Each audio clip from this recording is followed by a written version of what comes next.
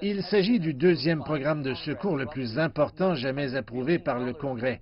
Environ 900 milliards de dollars seront consacrés à des programmes de secours et d'assistance en raison de la pandémie et comprennent également des fonds supplémentaires pour les efforts de distribution de vaccins.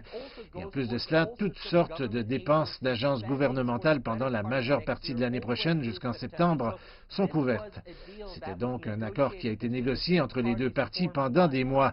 Et finalement, il a été fignolé par le Congrès et très peu de personnes, le cas échéant, s'attendaient à ce que Donald Trump refuse de le signer la semaine dernière. À ce moment-là, il a critiqué les mesures en disant qu'il y avait beaucoup de gaspillage d'argent qui allait vers les gouvernements étrangers et leurs armées, et il a également dénoncé le fait que le montant d'argent fixé pour les Américains éligibles en tant que paiement unique en espèces était fixé à 600 dollars.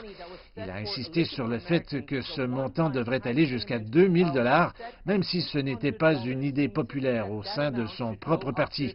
Et donc, au lieu de porter ses demandes au Congrès et de négocier, il est parti passer le week-end en Floride pour y jouer au golf. Et maintenant que le document est signé, il y aurait non seulement des paiements en espèces pour les particuliers, mais aussi 300 dollars d'indemnité de chômage supplémentaires chaque semaine. Une aide alimentaire et des versements pour les loyers sont aussi prévus. Des milliers de petites entreprises, des compagnies aériennes, donc vraiment tous en profitent.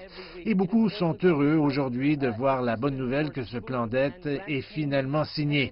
Mais beaucoup de gens se posent encore la question de savoir pourquoi le président a refusé la première fois et attendu aussi longtemps pour le faire.